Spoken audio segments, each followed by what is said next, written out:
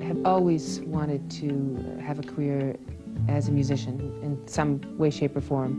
And early on, I had a very successful career as a songwriter for other people. I had been offered a number of recording contracts to do my own record, and for one reason or another, those contracts didn't come through. The records weren't released.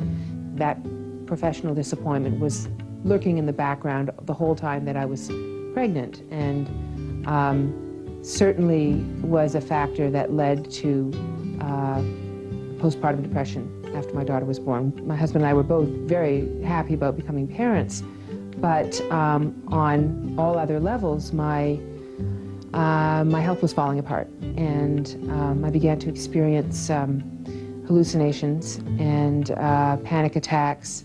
I was completely exhausted. I nursed and I slept. I couldn't really concentrate. I was disoriented. I couldn't drive.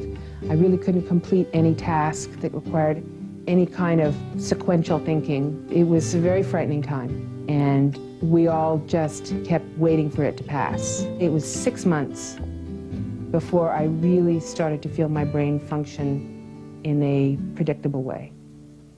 In later years, I did have more depressive episodes that recurred, and realize now that if I had had real ongoing psychological support at that time, I probably would have had a quicker recovery. I've been very fortunate to ultimately have gotten some great help from a wonderful therapist, and wish that I had done so sooner.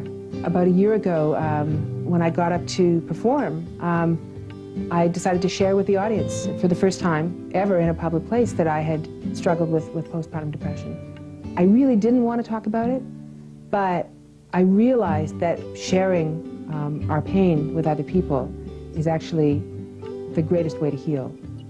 Ironically, having children I thought was going to end my performing career. And in some sense it actually was a springboard for it, because I wrote about my kids, and those songs became my biggest hits when I finally put a record out. And I've got a new record coming out in 2006, which is called Life Lessons, which is a greatest hits collection of my radio hits for the past 10 years.